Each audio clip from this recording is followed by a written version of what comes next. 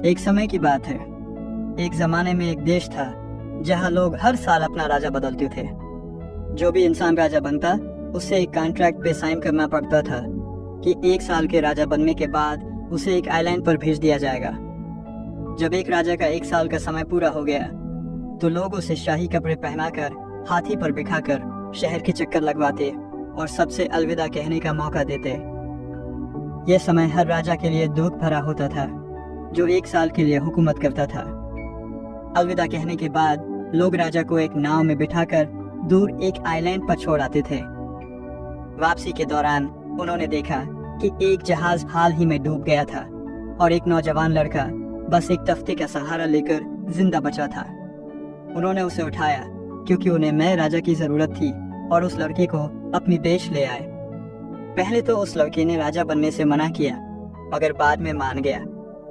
लोगों ने उसे सभी नियम और कायदे समझाए और यह भी बताया कि 1 साल बाद उसे भी आइलैंड पर भेजा जाएगा। लड़के ने चतुराई से काम लिया। राजा बनने के 3 दिन बाद उसने मंत्रियों से कहा कि मुझे वो आइलैंड दिखाया जाए जहां बाकी राजाओं को भेजा जाता है। मंत्री उसे वहां ले गए। आइलैंड घने जंगल से घिरा हुआ था और वहां से जानवरों की आवाजें आ रही थीं। राजा थोड़ा अंदर गया और जल्दी ही उसे वहां पुराने राजाओं के शव मिले। उसने समझ लिया कि जैसे ही राजा को वहां छोड़ा जाता था जानवर आकर उन्हें मार डालते थे। राजा वापस अपने देश आया और 100 मजदूरों को लेकर वहां गया।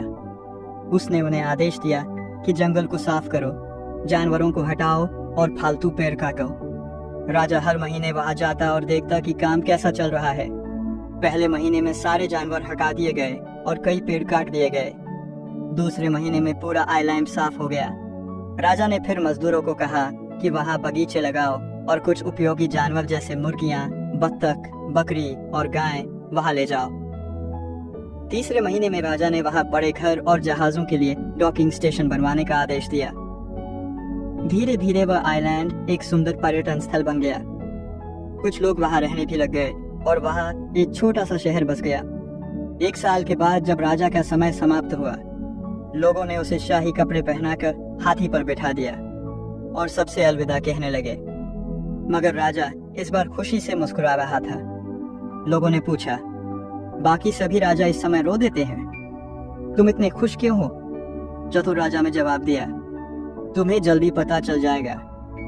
जब लोग राजा के साथ आइलैंड पहुंचे तो वे देखकर हैरान रह गए कि वह आइलैंड तो एक सुंदर पर्यटन स्थल बन चुका था। वहां हर तरह की सुविधाएं थीं और दूर दूर से लोग वहां आने लगे थे। लोग हैरान हो गए और राजा मुस्कुराया और कहा, तुम मुझसे पूछ रहे थे कि मैं खुश क्यों हूँ? यही वजह थी मेरी खुशी की। जब बाकी राजा अपनी ऐशो आराम में डूबे रहे मैं हमेशा अपने भविष्य के बारे में सोचता रहा और उसकी योजना बनाता रहा। मैंने उस खतरनाक आइलैंड को अपने लिए एक सुंदर जगह में बदल दिया। अब मैं वहां चैन से रह सकता हूँ। मंत्री और लोग समझ गए कि इतना समझदार और दूरदर्शी राजा कहीं और नहीं मिल सकता। फिर सबने मिलकर राजा से गुजारिश की कि वह हमेशा के लिए उनका राजा बन जाए। पहले तो राजा ने मना किया मगर बार बार की गुजारिश पर मान गया और इस तरह वह उस देश और उस सुंदर आइलैंड का हमेशा के लिए राजा बन गया। अगर हम अपनी जिंदगी पर नजर डालें तो समझ आएगा कि हमारा भविष्य हमारे हाथों में है। हम अपनी जिंदगी को वैसे ही बना सकते हैं जैसे हम चाहते हैं। हमारा भविष्य हम आज जो करते हैं उस पर निर्भर करता है, क्योंकि आज के काम से हम अपना कल बनाते हैं। अगर हम अपने आज को सिर्फ ऐशो आराम में गुजारें तो हमारा भविष्य अंधकारमय हो सकता है। जैसे उस राजा ने 1 साल में अपना भविष्य बनाया, वैसे ही तुम भी आज अपनी मेहनत से अपना उज्जवल भविष्य बना सकते हो। चाहे तुम छात्र हो, व्यवसायी हो या नौकरी में, यह नियम सब पर लागू होता है।